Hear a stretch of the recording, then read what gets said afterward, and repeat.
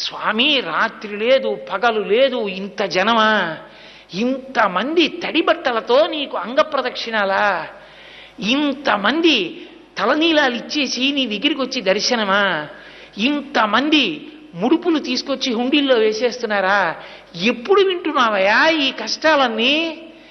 కళ్ళందుకే ఇలా నామాలు పెట్టేసుకుని నిద్రాముద్రాం నిఖిల జగతి రక్షణే జాగరూకం అని దక్షిణాయనంలో పడుకున్నవాడు ఆంతరంగంలోకి చూసినట్టు వచ్చే వాళ్ళ మనస్సులు చూస్తాడు.